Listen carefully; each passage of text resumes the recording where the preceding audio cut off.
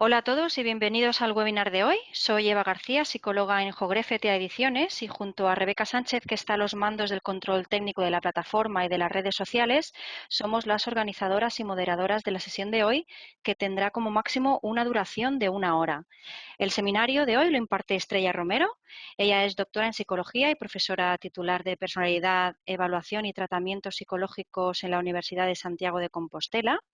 Es autora también de numerosas publicaciones internacionales y nacionales en torno a la personalidad, la competencia social, el consumo de drogas y los problemas de conducta, y asimismo ha sido directora de varios proyectos de investigación financiados en convocatorias competitivas, en el marco de los cuales ha dirigido el diseño, la implementación y la evaluación del programa Empecemos, del que nos hablará hoy.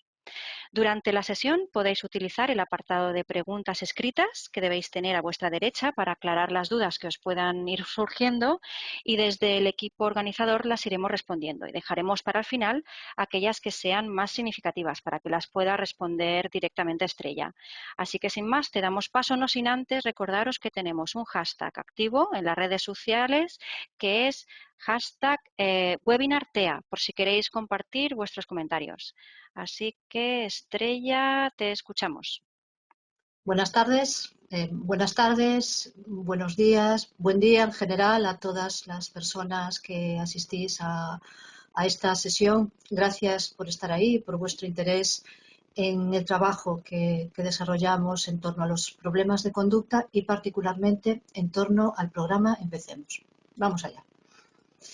Esta es la hoja de ruta que pretendo seguir a lo largo de esta sesión. Vamos a ver, en primer lugar, cuál es el campo de intervención que abordamos con el programa que proponemos. Vamos a ver qué tipos de intervenciones han mostrado eficaces en este ámbito. Vamos a ver cómo Empecemos se incluye dentro de esos tipos de intervenciones. Vamos a describir el programa, conocer sus contenidos, sus materiales, y unas notas sobre la eficacia que ha mostrado el programa en las pruebas, en las evaluaciones que se han hecho hasta el momento. Vamos allá. Bueno, ¿de qué estamos hablando? Hablamos de problemas de conducta. Problemas de conducta es una categoría de comportamiento realmente amplia, muy heterogénea, y recibe con frecuencia otro tipo de etiquetas, como esas que aparecen ahí: conductas externalizantes, conducta perturbadora, conducta antisocial. A veces se habla de conducta disruptiva, como una traslación más literal del inglés.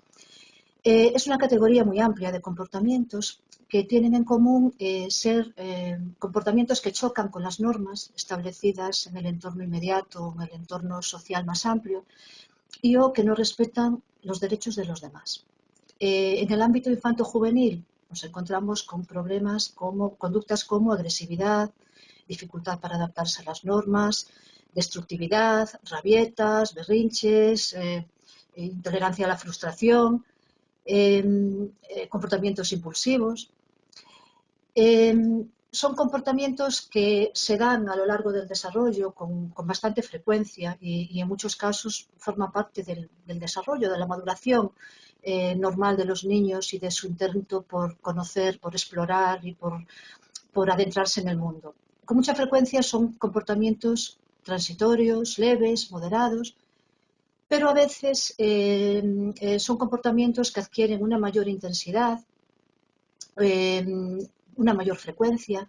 Son comportamientos que empiezan a afectar a diferentes áreas de la vida de los niños, empiezan a generar disfunciones en el ámbito académico, en el ámbito de las relaciones, en el propio ámbito familiar, y es entonces cuando hablamos de problemas. Si esos problemas tienen una severidad particularmente alta, se habla a veces de trastornos, de acuerdo con los catálogos clínicos al uso que conocemos. DSM o la CIE nos hablan de trastorno posicionista desafiante, o nos hablan de trastorno disocial, trastorno de conducta. ¿Son problemas frecuentes? Bueno, las tasas de prevalencia son difíciles de estimar y sabemos, como en otros campos de la salud mental, que son muy variables, de acuerdo con la edad que analicemos, género, el contexto social. Por supuesto, depende de la técnica de evaluación que utilicemos. pero por tener una orientación del tipo de cifras que se manejan, proporcionan cifras para el trastorno posicionista desafiante de en torno a un 6 y a un 12%, del trastorno disocial o trastorno de conducta en torno a un 2 o 4%, y esto en educación primaria. Si nos vamos a la adolescencia, las cifras aumentan. Las cifras tienden a aumentar con valores de en torno al 15% para posicionismo y valores de 6-12%, a veces incluso más, para trastorno disocial. Estamos, por tanto, ante un tipo de problemas que tienen una frecuencia muy notable, una prevalencia muy notable. Y además son problemas muy relevantes. Ya no es solo una cuestión de frecuencia, sino del impacto que tienen sobre el entorno escolar, familiar, sobre el impacto que tienen sobre el desarrollo social, personal del individuo a lo largo del tiempo. De hecho, los problemas de conducta se consideran como uno de los desafíos más importantes tanto en el ámbito escolar como en el ámbito clínico. Las encuestas sobre salud mental nos muestran que en España los problemas de conducta infanto-juveniles son una de las primeras causas por las cuales se busca ayuda clínica en este ámbito de salud mental infanto-juvenil. La relevancia aún es, si cabe, incluso mayor ahora en estos tiempos en los cuales se ha visto que la pandemia ha acrecentado los problemas que muestran niños y jóvenes, y no solo problemas emocionales, sino también problemas de conducta. Diferentes agencias nacionales e internacionales, como el propio Save the Children, nos proporcionan datos que nos muestran cómo han aumentado las cifras de dificultades conductuales en los niños, incluyendo irritabilidad, incluyendo berrinches, incluyendo dificultades para asumir normas que en otro momento se asumían. Han sido muchos los resultados que se han proporcionado en torno a este tema. Nuestro grupo de investigación en la Universidad de Santiago, de hecho, hacía un estudio en los primeros momentos de la pandemia, en los cuales mostrábamos cómo dentro del ámbito familiar se estaba percibiendo un incremento en los problemas emocionales y también en problemas de corte conductual. Por tanto, tenemos problemas frecuentes y tenemos problemas relevantes. Y tenemos problemas heterogéneos también. Es, como señalé antes, un cajón de dificultades muy amplio, con manifestaciones muy distintas. Y se han hecho algunos intentos por establecer algún tipo de clasificación que nos permita distinguir tipos de problemas de conducta.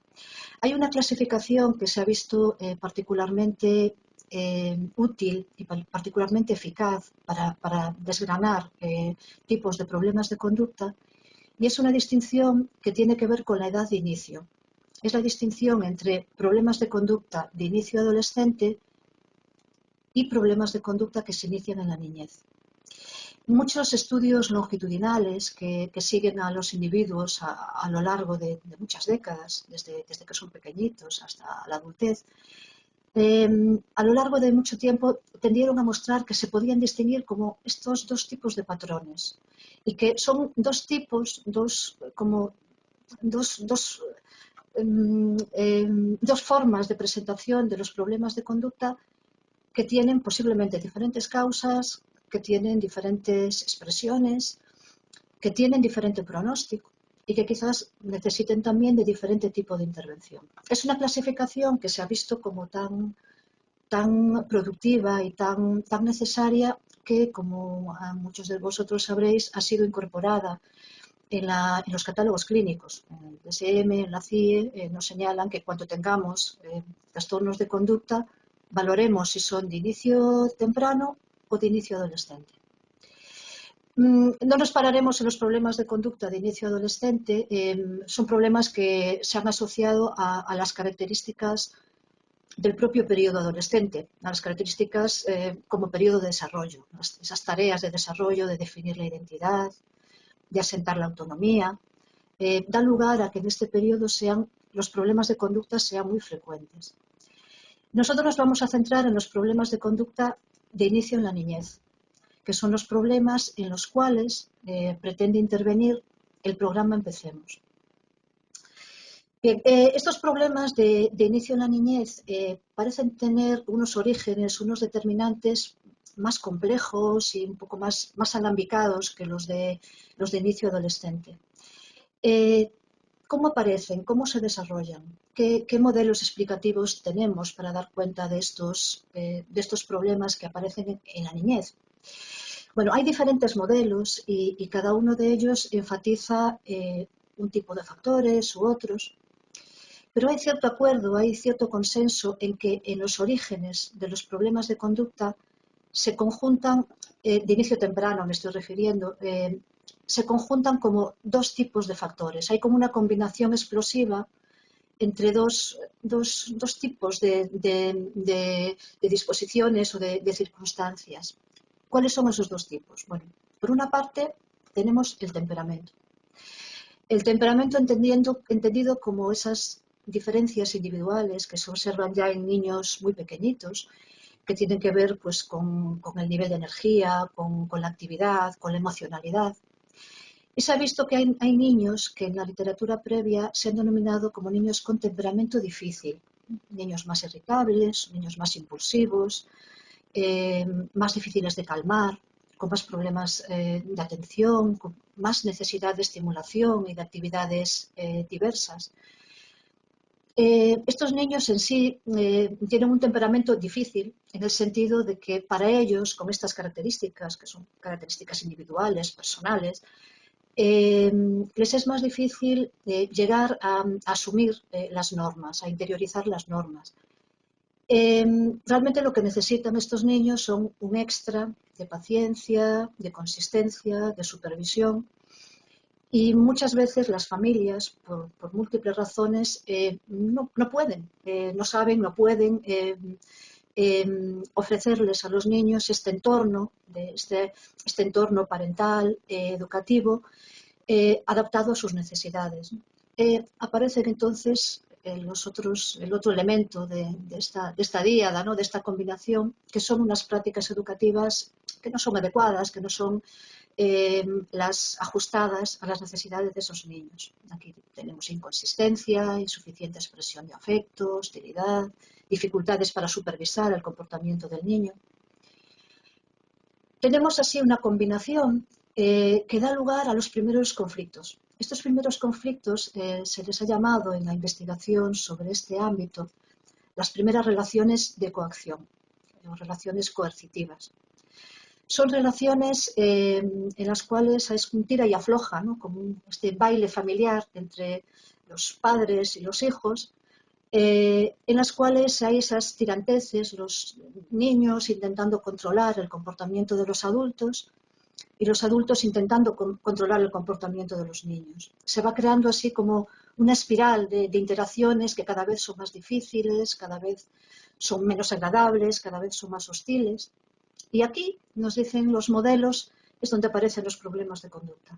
Esto sería como el origen, dice Patterson, un autor muy reconocido en este ámbito, que este es el entrenamiento básico en problemas de conducta, las relaciones de coacción que aparecen en el ámbito familiar y que pueden aparecer en niños muy pequeños, puede aparecer de hecho antes de que los niños se incorporen al colegio. Y aparecen los primeros problemas y aparecen problemas que realimentan todavía más estas relaciones difíciles, hostiles y coercitivas, con lo cual se va deteriorando también ese nexo afectivo y esa capacidad de disfrute juntos, ¿no? Y aparecen, en definitiva, el germen de estas primeras dificultades.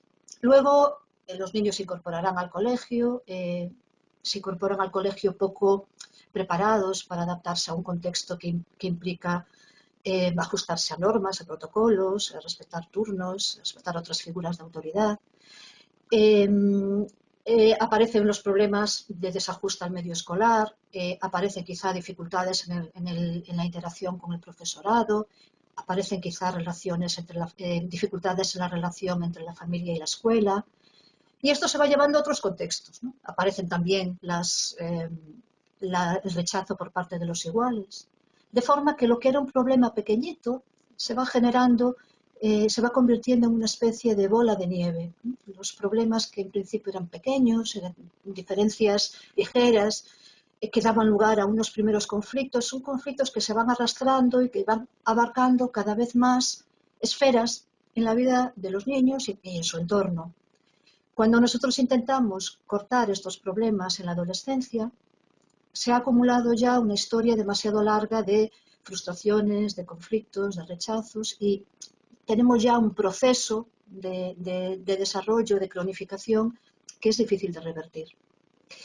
Entonces, esto fue el plano en del cual partimos para hacer una propuesta de intervención. El mensaje que esto nos traía era que las prácticas parentales y estas interacciones entre los adultos y los niños de la familia eran un ámbito esencial de intervención. Y así buscamos cuáles podrían ser el tipo de intervenciones que nos podrían servir como de luz, ¿no? de faro a la hora de hacer nosotros nuestra propuesta.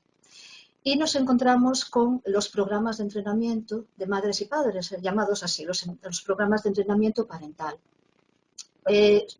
Son un tipo de programas que ya tienen una larga tradición y son programas muy estructurados que nacen de la tradición cognitivo-conductual y que veíamos continuamente cómo se estaban ofreciendo evidencia de lo eficaces que eran en el tratamiento y la intervención sobre los problemas de conducta infantiles. Hoy se siguen publicando muchos metaanálisis, muchas revisiones en las cuales se sigue corroborando la eficacia de este tipo de intervenciones, incluso cuando se comparan con otro tipo de intervenciones que también pueden ser útiles, ¿no? y deseables en la intervención infanto-juvenil.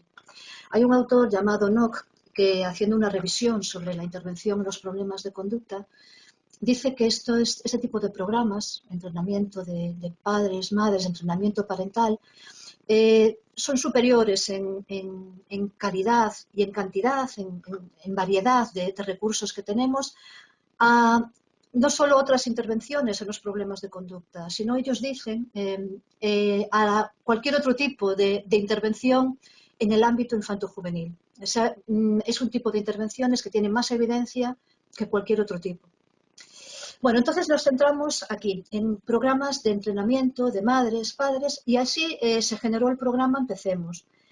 El programa se planteó como un programa de intervención dirigido a familias de niños entre 5 y 11 años que tengan problemas de conducta disruptiva. No es un programa en principio de prevención universal, no es un programa dirigido sin más a la educación de familias, sino que se creó pensando en familias que ya tenían sus primeros problemas de conducta disruptiva, con el objetivo final de reducir esos problemas y mejorar esa calidad de interacciones entre los adultos y los niños.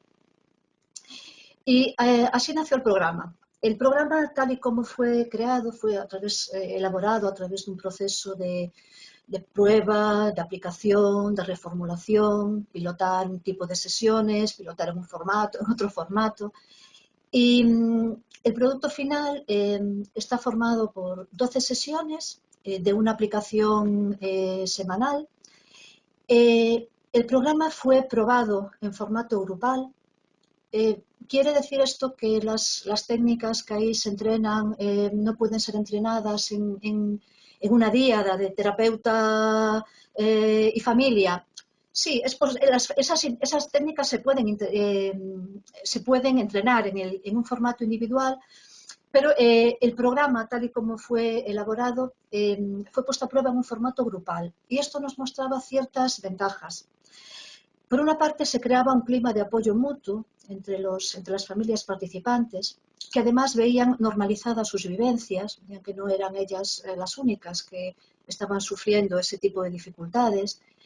Se les permitía compartir experiencias y emociones, y además el entorno grupal es un entorno que vimos que resultaba muy motivador. Se facilitaban los procesos de discusión, de reflexión sobre las creencias que las familias tenían sobre lo que podía ser útil, lo que no. Además, el entorno grupal es un entorno particularmente estimulante para entrenarse, para ensayar, ¿no? Si tenemos que poner a prueba, hacer role-playing sobre cómo aplicar la técnica de la extinción. Eso es más viable y más estimulante en un entorno grupal. Es un clima que se crea de un modo distendido y un clima que resulta, como repito, muy motivador para las familias participantes. Tenemos un formato grupal, pero proponemos un asesoramiento, un seguimiento individualizado. No todas las familias necesitan este seguimiento, este asesoramiento con la misma intensidad, pero sí nos encontramos familias en las cuales esto es algo muy importante. Ese asesoramiento a lo largo de la semana, ese contacto puede ser telefónico, telemático, si es posible presencial, y en ellos resolvemos dificultades específicas, adaptamos contenidos. A veces hay familias que tienen muy definido un tipo de problema, pues no sé, relaciones entre los hermanos, por ejemplo, ¿no? Entonces podemos adaptar nuestros contenidos para que estén ajustados a las dificultades específicas que está mostrando la familia. Además, en este seguimiento individualizado podemos valorar cuál es la evolución, qué dificultades está teniendo la familia, si es necesario que reforcemos más algunos aspectos, algunos contenidos que otros, si hay cambios en el contexto familiar que hacen que tengamos que reconducir de alguna manera algunos aspectos del programa. Por lo demás, el programa es un programa manualizado. Es un programa muy estructurado en el cual quisimos dejar claro qué es lo que habíamos hecho en cada sesión, qué tipo de actividades se realizan, con qué temporización, con qué secuencia, qué tipo de dificultades pueden surgir. Y es un programa que, aún siendo manualizado, asumimos que puede ser necesario flexibilizar.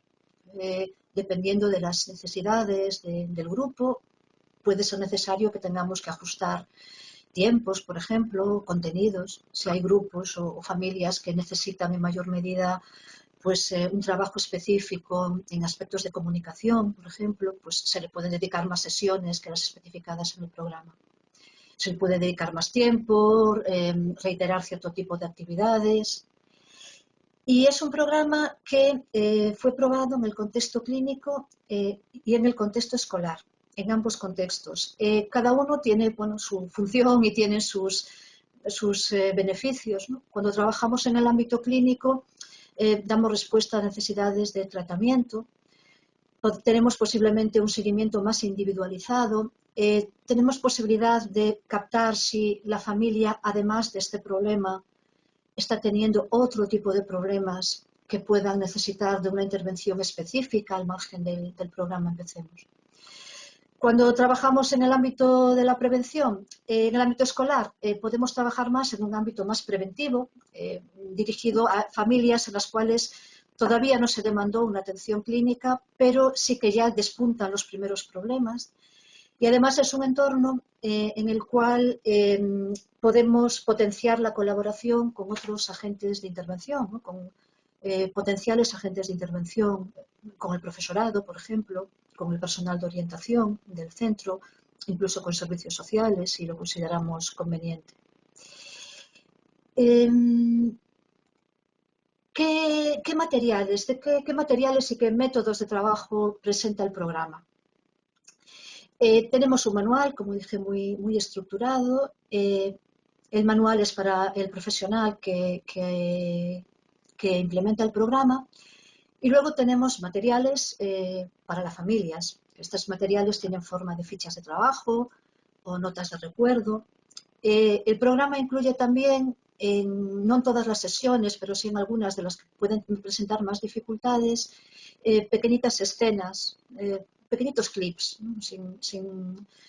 no clips muy extensos, pero pequeñitas escenificaciones en las cuales se muestra pues, una aplicación mala o una aplicación buena de una determinada técnica que se esté trabajando. Se proyecta el vídeo.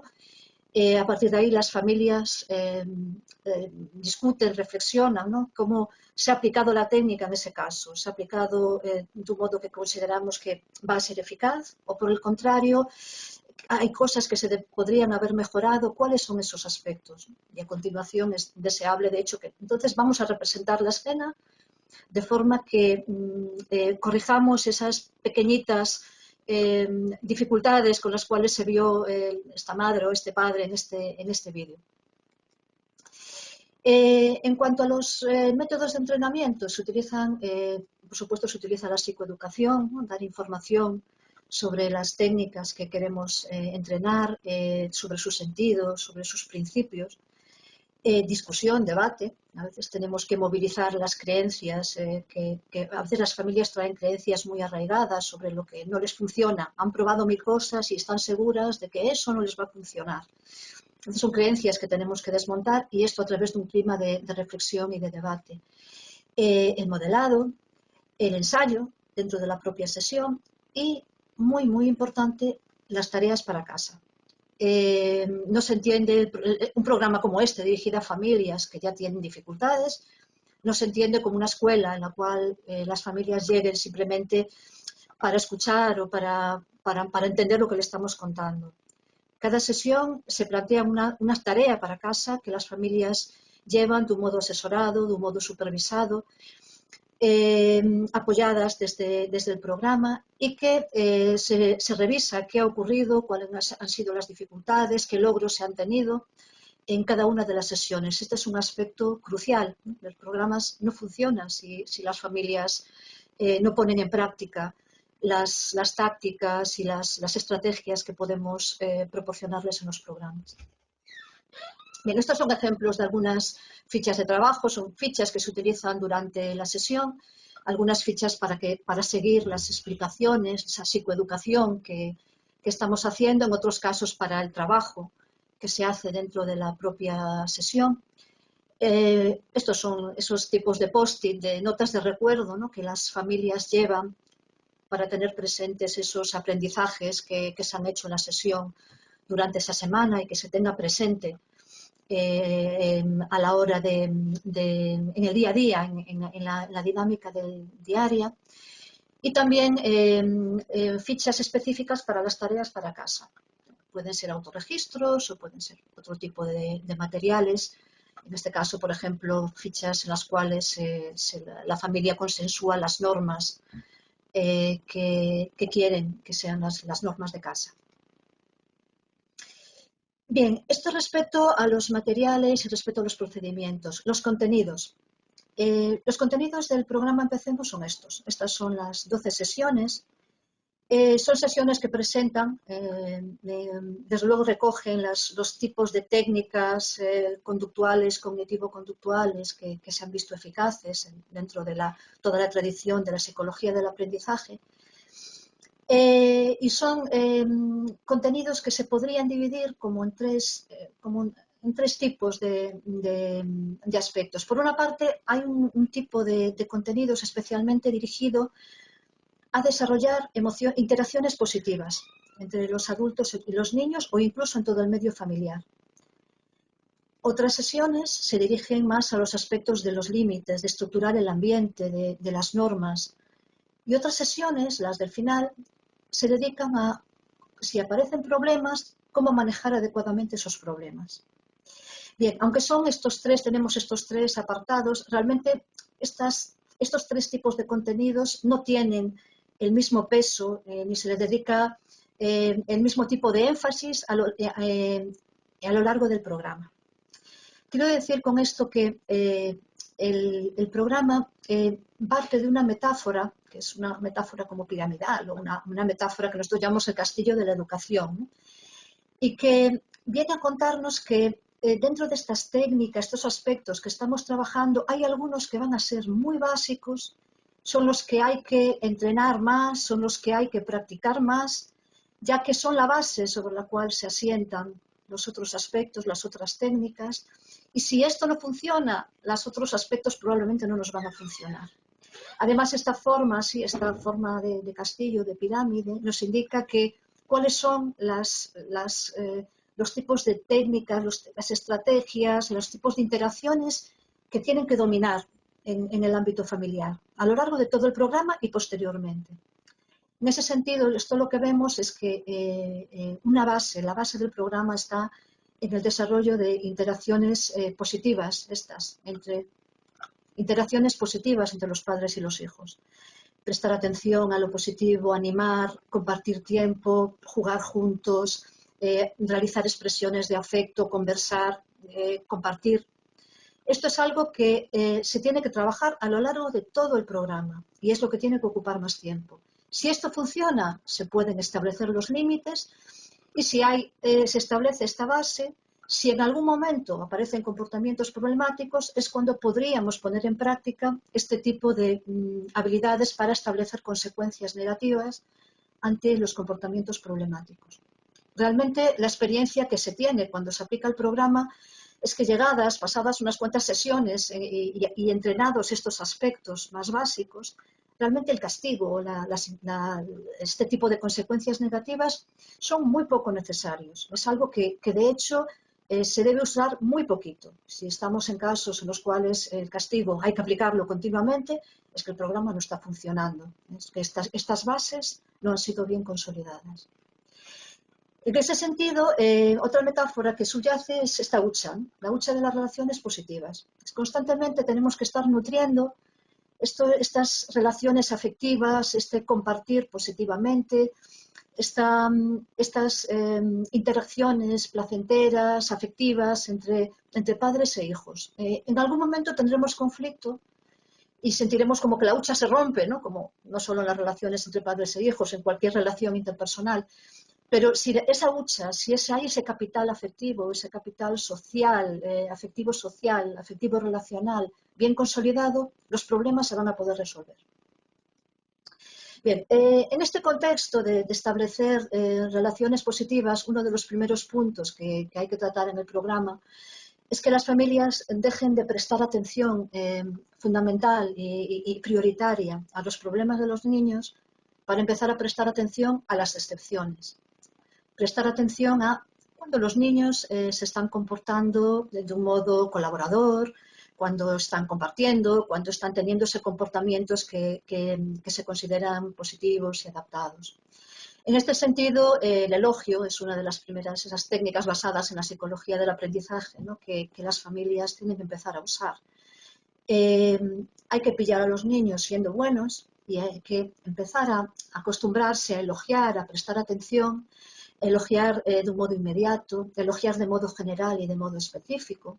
De modo general para fortalecer la autoestima que posiblemente está dañada en los niños con ese tipo de experiencias y con elogios del tipo eres un campeón, eres genial. Y elogios más específicos para reforzar concretamente pues, comportamientos que los niños hacen específicos y que habitualmente no hacen. Pues me ha encantado que hoy hayas recogido tus zapatos, por ejemplo. Con afecto, no esperando a que los niños hagan cosas tremendas y maravillosas para darles un elogio, sino reforzar los pequeños progresos.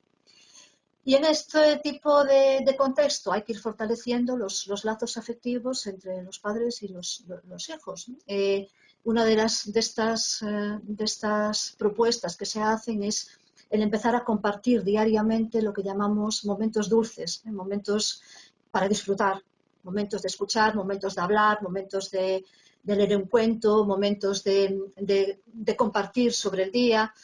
Empezar a ir fortaleciendo esos momentos en los cuales se pasan ratos agradables en compañía unos de los otros. También en este contexto de ir prestando atención a lo positivo, hay que ir retirando la atención a comportamientos problemáticos que sean poco importantes. A veces hay comportamientos muy importantes, muy severos, pero hay muchos otros a los cuales las familias prestan mucha atención y que podrían ser extinguidos dentro de esos principios, ¿no? que nos trae la modificación de conducta. En el programa, en este sentido, se aborda, desde luego, los aspectos que llamamos el ignorar, ¿no? Cómo hacerlo, las dificultades que presenta, valorar cada familia que puede estar dispuesta a ignorar, que no tiene que ser lo mismo en todo tipo de familias.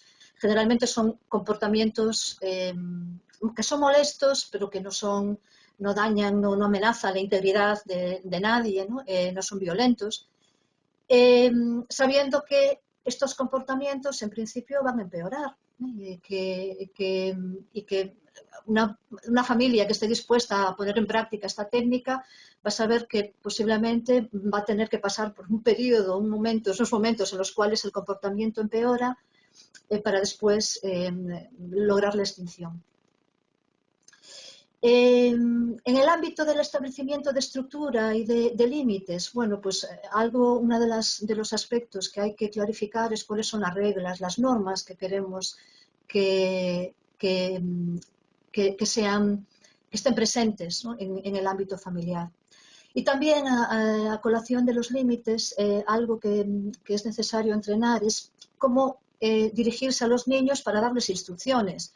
Nos encontramos con que las familias de los niños con problemas de conducta dan muchas órdenes, dan muchas instrucciones, a veces de un modo errático, ¿no? A veces durante un momento sí, luego en otro no se da ninguna, a veces se dan un montón de instrucciones todas seguidas, en cadena, como en un intento de controlar desesperadamente el comportamiento del niño, de un modo que a veces es hostil, ¿no? Parece que como si con más hostilidad las órdenes fuesen a tener más impacto. Esto hay que reencauzarlo con órdenes, instrucciones más claras, más concretas, respetuosas, en positivo, que no transmitan crítica, rechazo. Utilizar este tipo de esquemas, ¿no? Primero, haz los deberes y luego vamos a ver la televisión, ¿vale? Ir racionalizando estas instrucciones y estos intentos de control a la hora de poner los límites. Y si el comportamiento negativo aparece, ¿qué podemos hacer? Bueno, como señalaba antes, estas consecuencias negativas consecuencias negativas sobre el comportamiento negativo están aquí, ¿vale? Se abordan al final del programa, desde luego no es lo primero que hay que entrenar, y ocupan un papel muy pequeñito dentro de lo que es la variedad de aspectos que se abordan en el programa. Repito lo que señalaba antes, si tenemos que aplicar este tipo de consecuencias constantemente, es que el programa no está funcionando y tendremos que reconsiderar y ver qué falló aquí de esta otra base. ¿Qué tipo de consecuencias se entrenan? Bueno, pues entre ellas, por ejemplo, una de las más conocidas es el tiempo fuera. El tiempo fuera, que es una técnica que tiene sus dificultades para aplicarla correctamente y que hay que valorar para qué tipo de comportamientos, ¿no? Generalmente se reserva para comportamientos que es necesario detener de inmediato, comportamientos violentos, comportamientos como asociados a mucha emocionalidad y que hacen que los niños pierdan el control y tengan esa agresividad impulsiva que a veces les es muy difícil de cortar, ¿no? El tiempo fuera, eso sí, no se puede aplicar sin más sacado de la manga, sino que antes, de un modo calmado, en un momento calmado, les tenemos que explicar a los niños en qué consiste, por qué se va a aplicar de esa manera. Y es recomendable también que el tiempo fuera sirva a una función de autorregulación. No es como un castigo como tal, sino que es un momento en el cual son unos minutos en los cuales los niños tienen la oportunidad de desplegar habilidades de autorregulación que previamente les tenemos que enseñar, ¿no? Cómo respirar, cómo calmarse, cómo relajarse, cómo ir reduciendo esa activación emocional. Aprovechar esto como un espacio de autorregulación para los niños y también para los adultos. Cuando se producen ese tipo de comportamientos agresivos, se produce una activación emocional en los niños, pero también en los adultos. Y en ambas partes se puede necesitar ese espacio de calma. Bien, en este contexto se entrena a las familias en el uso de la técnica. La técnica, como señalo, tiene sus complicaciones, entre ellas pues las negaciones, los niños no quieren ir al tiempo fuera o los niños se levantan antes del fin del tiempo fuera. Y en el programa se contempla cómo manejar estas dificultades que pueden aparecer, ¿no? Podemos ver, si nos es posible, un vídeo, una escenita, uno de estos clips de demostración básica, ¿no? Que demuestra cómo una madre maneja las complicaciones del tiempo fuera, bueno, con buenas intenciones, pero de un modo que no es el más recomendable, ¿no? Y las familias verían este vídeo y a continuación pues se reflexionaría sobre qué es lo que ha estado fallando aquí, de qué manera tendría que haber reaccionado esta madre al encontrarse con esta complicación. Mis Sí, compañeras del voy control, ¿sí? exacto, voy a lanzar el vídeo.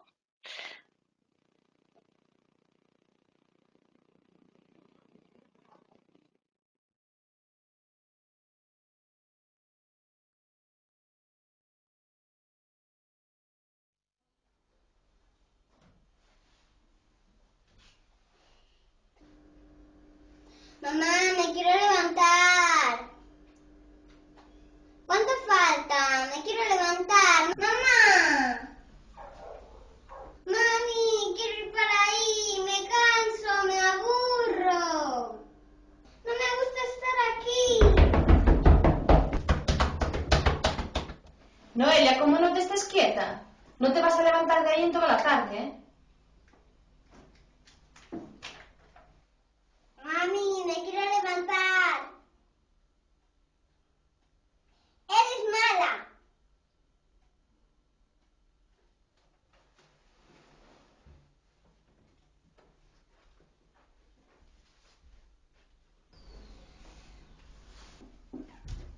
¿Qué estás haciendo?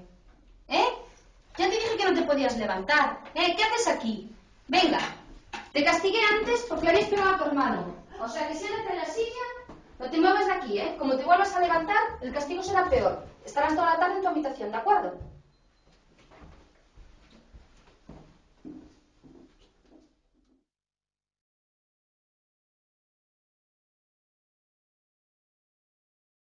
Volvemos a mostrar mi pantalla. Se ve Estupendo. la Sí, presentación, ¿verdad? sí, Bien, se estamos ve, se dentro ve. otra vez. Vale, pues esto sería una escenita en la cual las familias tendrían que valorar qué es lo que la madre no ha hecho del modo más eficaz aquí, ¿no? Tendríamos que valorar esa hostilidad, esa reacción hostil que está teniendo y esa reacción impaciente que no va a resultar seguramente en un uso eficaz y un uso adecuado de este tipo de técnica.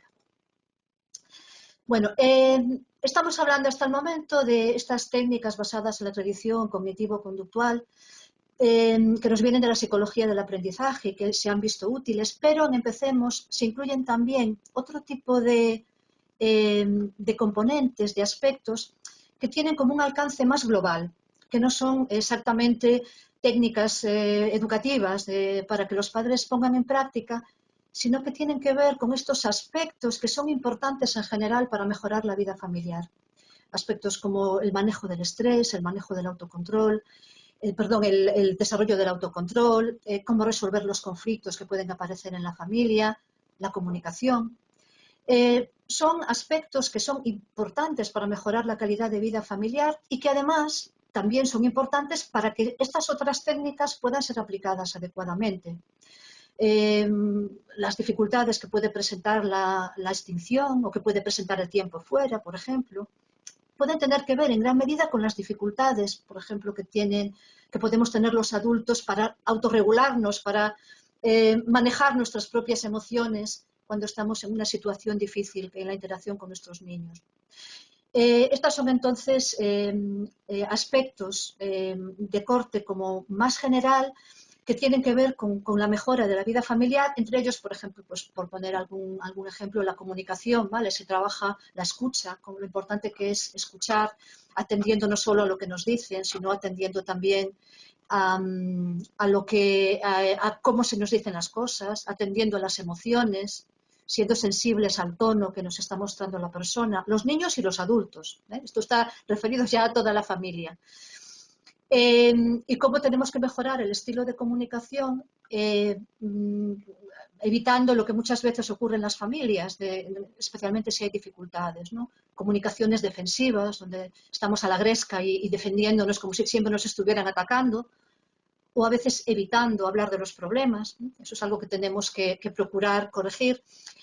Uno de los entrenamientos que se hace en el ámbito de la comunicación en Empecemos es el entrenamiento en mensajes yo, frente a mensajes tú, ¿no? Frente a esos mensajes culpabilizadores, ¿no? Siempre haces, dices, estropeas, desorganizas, eres desobediente. En lugar de eso, pasar a poner el centro en nosotros, en cómo nos sentimos, me molesta qué o me preocupa qué. Esto transmite deja de transmitir esa crítica y esa desaprobación, ese rechazo que mostramos con los mensajes tú. Bueno, se fortalecen entonces diferentes aspectos relacionados con tácticas educativas en relación con los niños y tácticas más generales para la interacción familiar. Además de los materiales estructurados para llevar a cabo todo esto, el programa incluye también directrices para preparar las sesiones y para manejar los procesos grupales. Pues, ¿qué pasa? Pues si una familia no participa, está atendiendo pero no participa, o las familias que participan continuamente y que parece que monopolizan, ¿no?, la situación grupal. El programa incluye directrices de orientación en este sentido. También incluyen algunas de las sesiones que son como más clave preguntas frecuentes, que es que han visto que los padres en este tipo de programas se formulan. Por ejemplo, ¿no deberían los niños comportarse bien? O mi hijo va a ser un consentido si lo elogio tanto y lo mimo tanto, por ejemplo, ¿no? Preguntas y respuestas que podemos proporcionar. Y también el programa tiene mucho material para la evaluación de la satisfacción, evaluación de la participación de cada familia, evaluación del proceso de implementación. Bien, ¿qué evidencia tenemos de la eficacia del programa? El programa en las aplicaciones que hicimos a lo largo de varios años se mostró eficaz para reducir los problemas de conducta. Esta es la reducción que se produce en el grupo que pasa por la intervención frente al grupo de familias que, partiendo de un nivel igual de problemas de conducta, se presentaban en el grupo control. ¿Se mantienen estos cambios a lo largo del tiempo? Bueno, con el programa de familias específicamente hicimos seguimiento a lo largo de un año y se ve que estos beneficios se mantienen en este periodo de tiempo. Más adelante tenemos datos también de seguimiento, pero ya el programa de familias combinado con otros programas, con otras intervenciones, hicimos seguimientos de hasta 7 años, pero en lo que respecta específicamente a este componente, al programa de familias, hasta 12 meses parece que las ganancias parecen mantenerse. Además de eso, se ha recabado mucha evidencia sobre la satisfacción de las familias, ¿no? En este diagrama de sectores vemos en qué medida las familias consideran que la forma en que el programa interviene sobre sus problemas es adecuada. Tenemos en azul muy apropiado, en verde bastante apropiado. La valoración que las familias hacen del impacto que el programa ha tenido sobre sus problemas. Tenemos aquí un azul muy positivo, en verde positivo. Y como un indicador general de satisfacción, en qué medida las familias recomendarían el programa a otras personas familiares o amigos que tuviesen el mismo tipo de problema, ¿no? Y aquí tenemos los resultados, son como muy rotundos. La mayor parte de las familias dicen que seguro que sí recomendarían el programa a otras personas cercanas que tuvieran un problema similar. Bien, recopilando entonces, podríamos destacar del programa que es un programa que intentamos fundamentar en los modelos científicos sobre los orígenes de los problemas de conducta, los orígenes y el desarrollo, basado también en los programas que funcionan, en la evidencia que tenemos sobre programas que han visto refrendada su eficacia en la literatura previa. Fue desarrollado, fue probado en nuestro contexto sociocultural. Es un programa muy estructurado para facilitar la implementación y anticipar las posibles dificultades con que se puedan encontrar los profesionales. Y es un programa que ha mostrado no solo la satisfacción de las familias usuarias, sino que ha dado muestras de su eficacia para mejorar las prácticas educativas de padres, madres y para reducir los problemas de conducta en los niños. Tenemos evaluaciones más cualitativas, más en grupos de discusión, donde incluso las familias ponen de manifiesto cómo no solo mejoran los problemas, sino cómo han percibido cambios en general en su funcionamiento familiar, en sus interacciones familiares, en el clima familiar en su conjunto. Y nada más, hasta aquí mi presentación. Muchas gracias otra vez por vuestra atención, si habéis llegado al final. Y lo dejamos aquí. También nos han llegado muchos comentarios de que les ha resultado muy interesante, Estrella, porque realmente ha sido muy interesante tu exposición y el programa en sí. Bueno, de hecho, a mí particularmente me gusta muchísimo el programa Empecemos. Siempre lo recomiendo a los clientes cuando llaman.